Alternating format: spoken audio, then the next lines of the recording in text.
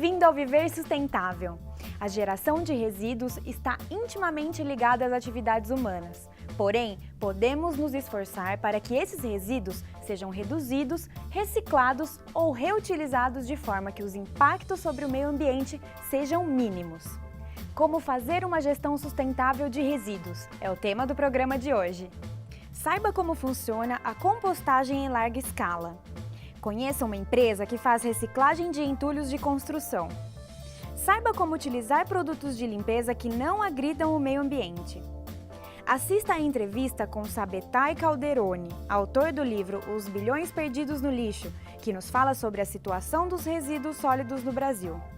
Conheça os preços por tonelada dos principais produtos destinados à reciclagem.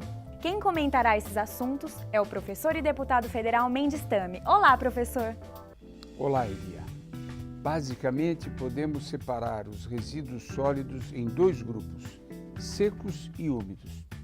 Os secos são papelão, papel, vidro, plásticos e metais, que normalmente são destinados à reciclagem.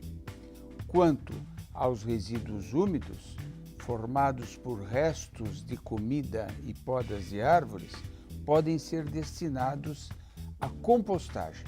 A compostagem é um sistema onde os resíduos sólidos úmidos são depositados em condições favoráveis e depois de um tempo, sob a ação de micro-organismos, sofrem uma decomposição que os transforma em adubos orgânicos. A seguir, vamos a Campinas, no interior de São Paulo, onde, no aterro sanitário da Prefeitura, veremos que há uma área especialmente destinada à compostagem de resíduos orgânicos e lá estaremos vendo como se transformar lixo em adubo. Os resíduos orgânicos representam cerca de 30% do lixo recolhido diariamente. Quase todo esse volume vai para aterros sanitários e lixões. Descartar o lixo orgânico é desperdício, já que ele é rico em nutrientes para o solo e pode se transformar em adubo.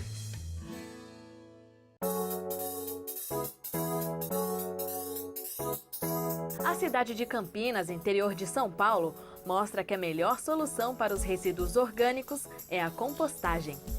Em complemento à coleta seletiva, a gente começa a fazer aqui na cidade também a compostagem dos resíduos orgânicos da cidade. Não é ainda os resíduos que vêm da coleta domiciliar. A gente começou a trabalhar com podas e galharias. A gente tem os resíduos que vêm da Ceasa e tem também o lodo de uma estação de tratamento de esgoto. Aqui são compostados mensalmente 150 toneladas de capim, 100 toneladas de lodo resultante do tratamento de esgoto, 370 toneladas de resíduos de frutas, verduras e legumes provenientes do Ceasa e 30 toneladas de podas de árvores. Vamos ver agora como funciona o processo de compostagem. Os resíduos orgânicos chegam em caminhões da coleta seletiva da cidade. As podas de árvores passam por um triturador para facilitar a ação dos decompositores. Depois, uma escavadeira faz a homogeneização do material. Lá ele permanece durante 7 dias, organizado em pilhas. Nesta fase, inicia-se a decomposição dos resíduos. O próximo passo é transferir as pilhas para outra área, onde elas serão dispostas em leiras de 2 metros de base e 2 metros de altura. Neste momento ocorre um fenômeno muito interessante, a alta e a baixa de temperatura. Esses micro-organismos se desenvolvem, degradam a matéria orgânica, elevam a temperatura e depois estabilizam. Essa temperatura, portanto, sai de uma condição natural de 25 a 30 graus, se eleva até 65, 70 graus e depois ela começa a declinar mais ou menos, até a temperatura ambiente. Após cerca de 120 dias, o composto passa por uma peneira e é destinado aos jardins e parques da cidade. Para uma maior eficiência da destinação dos resíduos orgânicos, é necessária coleta seletiva. Mas, infelizmente, muitas cidades ainda não possuem o serviço. É preciso cobrar ações governamentais.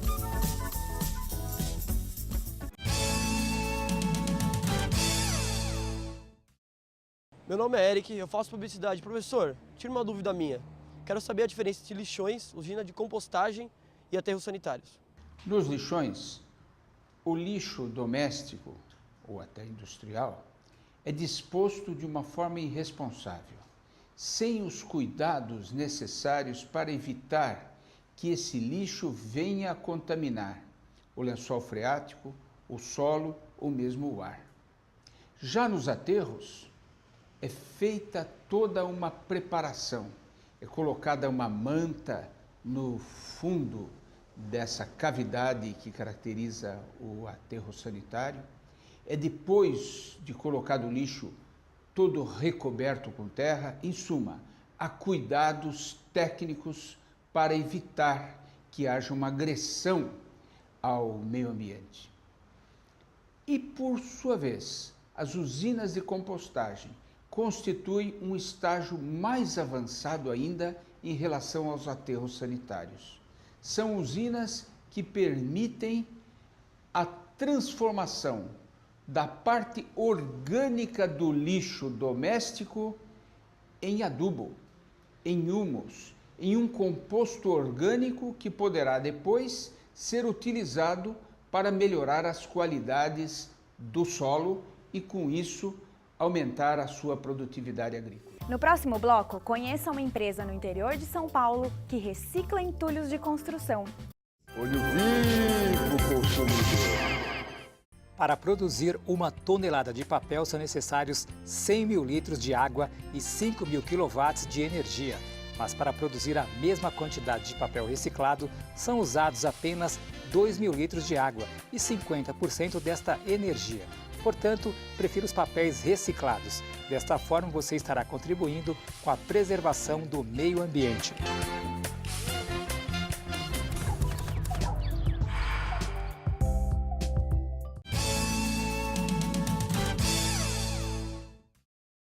Você sabia que sua grama cortada é um ótimo fertilizante? Quando for podar a grama do jardim no período de estiagem, não remova o resíduo cortado. Ele protege e fertiliza o solo, além de conservar a umidade. Os produtos de limpeza estão entre aqueles que mais agridem o meio ambiente. Conheça agora uma linha de produtos idealizados para reduzir esses impactos sem perder o poder de higienização e limpeza. Os produtos de limpeza foram feitos para facilitar a vida da dona de casa. Lavar roupas sem sabão em pó, louça sem detergente, limpar o chão sem um multiuso seria muito complicado. Não tem como viver sem produto de limpeza. Acabei de vir de uma faxina, usei produtos de limpeza para tudo, sabão em pó, veja. Apesar de prejudicar muito a pele, né, que é muito forte, mas sem produto de limpeza não dá para fazer a faxina, nem lavar roupa, nem nada. Nem me imagino sem detergente, sem sabão, sem um produto para passar no banheiro, acho que é difícil, não tem como. Mas o problema é que eles são grandes vilões para o meio ambiente. Primeiramente, as matérias-primas que são utilizadas nos produtos de limpeza convencionais, elas são de derivados de petróleo.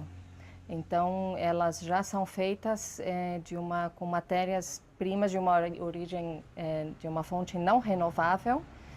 O petróleo um dia vai acabar. E além disso, elas são então matérias-primas que não se biodegradam. Então elas acabam ficando na natureza, poluindo o meio ambiente, né? O acúmulo dessas substâncias sintéticas nos rios, lagos e praias prejudica a vida das plantas e de animais que vivem nesses locais. Os produtos de limpeza convencionais reduzem o oxigênio existente na água, que é essencial para a respiração dos seres aquáticos. Os produtos convencionais também possuem metais pesados e substâncias tóxicas para o ser humano. Por conta disso, o mercado começa timidamente a mudar seus conceitos. Empresas preocupadas com a natureza e com a saúde já disponibilizam ao consumidor linhas de produtos de limpeza ecologicamente corretos. É o caso da empresa Cassiopeia, localizada em Jarinu, interior de São Paulo. O diferencial dessa linha é que ela é feita com matérias-primas de origem vegetal. Ela não contém nenhum derivado de petróleo E é uma linha também que é 100% biodegradável, portanto não polui o meio ambiente e também não agride a saúde de seus usuários. Dentre os produtos estão detergentes, desengordurantes, multiuso, limpa-banheiro, sabão em pó, lava-roupas líquido e amaciante. A empresa também exporta os produtos de limpeza para os Estados Unidos e Dubai. Todos eles possuem um selo de certificação do IBD. Então não adianta varrer a sujeira para debaixo do tapete. Ter a casa limpa e o meio ambiente sujo não faz sentido.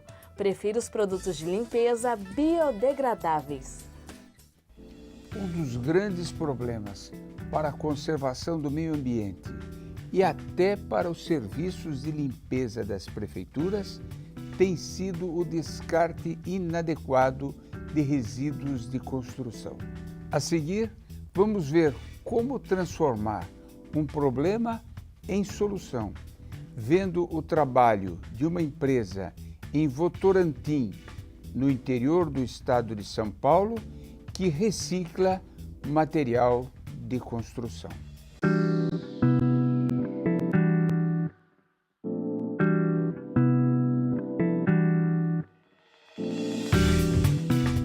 A Ecoquali realiza o processo completo de reciclagem, que inicia no recebimento de entulho e resíduos da construção civil até a saída de subprodutos vendidos. Através de caçambas coletoras, esses restos de materiais de construção são coletados por veículos próprios da empresa e levados para o beneficiamento dos mesmos, gerando assim britagens variadas para reutilização novamente nas obras e construções. A Ecoquali foi criada para atuar de forma inovadora, com técnicas e metodologias atuais respaldadas por normas e legislações ambientais como a Resolução CONAMA 307 de 2002, que estabelece diretrizes, critérios e procedimentos para a gestão dos resíduos. Assim sendo, atua diretamente no mercado dos serviços ambientais e de construção civil. São inúmeras as vantagens como redução dos desperdícios com economia financeira, atendimento a legislações e reduções de infrações, redução dos resíduos gerados, menor consumo de materiais, produtos reciclados gerando riqueza, renda e emprego, redução dos custos dos empreendimentos, benefícios gerais e governamentais, criação de um novo mercado com produtos reciclados, preservando assim o meio ambiente e encontrando soluções para os resíduos decorrente do crescimento das cidades e aumento das reformas pelo crescimento econômico. Ecoquali, a reciclagem dos resíduos da construção civil é o futuro do desenvolvimento sustentável e econômico.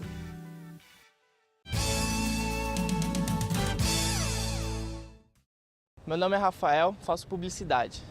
Professor, por que no Brasil não existe uma lei que obrigue a compostagem? É possível que no futuro uma lei como esta acabe sendo aprovada.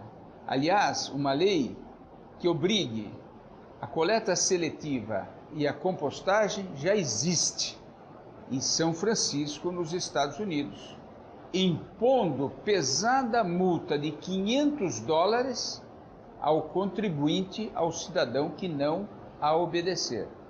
Aqui no Brasil, acredito que ainda não estejamos no momento de implantar uma lei que compulsoriamente obrigue a compostagem.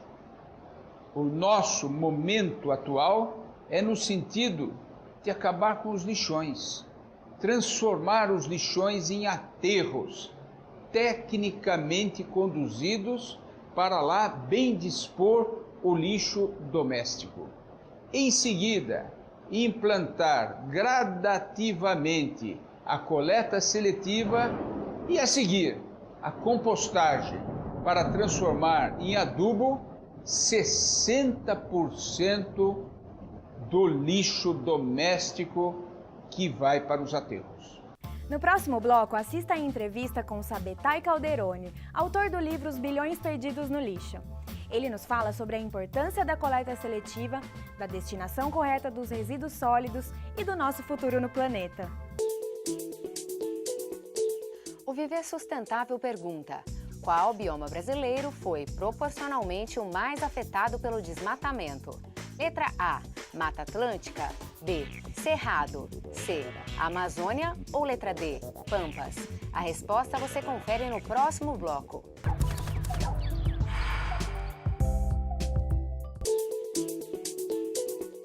No bloco anterior, o Viver Sustentável perguntou qual bioma brasileiro foi mais afetado pelo desmatamento. A resposta correta é letra A, a Mata Atlântica, com 70,95% de floresta derrubada. Em segundo lugar, vem os Pampas, com 60% de área desmatada. Estamos de volta com o Viver Sustentável. E o nosso entrevistado especial de hoje é o Dr. Sabetai Calderoni. O especialista em resíduos e meio ambiente nos fala sobre a situação do lixo no Brasil, soluções e o nosso futuro no planeta. Qual é o estágio do aproveitamento do lixo no Brasil? A nossa situação no Brasil hoje em relação aos resíduos sólidos é ainda bastante precária, bastante embrionária. Temos muito a evoluir. Infelizmente, ainda prevalece a lógica do aterro. Muitas vezes apenas o lixão, aquele vazador a céu aberto, muito pior. Nós podemos perfeitamente aproveitar aquilo que, equivocadamente, por um erro do nosso olhar, chamamos de lixo, de materiais descartáveis, nós podemos aproveitar como matérias-primas preciosas para o processo de industrialização daquilo que chamamos de resíduos, mas que são essas matérias-primas que podem nos trazer grandes benefícios econômicos, energia elétrica, fertilizantes, tijolos. Podemos resolver muitos problemas da sociedade, gerar muitos empregos, impostos, desenvolver uma grande atividade econômica com o conjunto da produção. E nós estamos simplesmente gastando muito dinheiro todos os dias para enterrar essa imensa riqueza. 60% do lixo domiciliar é orgânico, 40% equivale à parte sólida. Onde é que está o maior lucro no aproveitamento? Na parte orgânica ou na parte do lixo sólido? Ou nos dois? Na verdade, nos dois. Nós temos diferentes tecnologias à nossa disposição que fazem com que o lucro oscile um pouquinho para cá ou para lá. Mas a grande conclusão é que é grande em ambos os lados. No caso do aproveitamento dos resíduos orgânicos, nós podemos usar o processo da compostagem, simplesmente, que é um processo muito barato, acessível a todos os municípios, ou podemos utilizar o processo da biodigestão anaeróbia. Em ambos os casos, nós vamos ter o fertilizante. Só que, no caso da biodigestão anaeróbia, vamos ter também o metano, gás de síntese, que permite a produção de energia elétrica, mas o investimento é muito mais alto. A compostagem rapidamente nos resolve um grande problema, que é o escorrimento da água. Metade de tudo aquilo que está dentro do resíduo orgânico, que é 60% do domiciliar, é água. E isso pode escorrer para uma canaleta e ser tratado e reaproveitado. Não há necessidade de transportar essa água para um aterro para que depois, junto à putrefação do material orgânico, isso se transforme num risco para a nossa saúde. Já no caso da fração seca, nós podemos, com uma parte dela, através da gasificação, produzir também energia elétrica, podemos fazer com que o material seja separado. E a gente tem duas formas de trabalhar com a energia elétrica. Uma é pela produção de energia, pela geração. A outra é pela conservação. E a conservação é muito mais eficiente que a geração. A latinha de alumínio economiza bilhões de energia elétrica porque é reaproveitada e evita que a gente use a matéria-prima bauxita e assim por diante.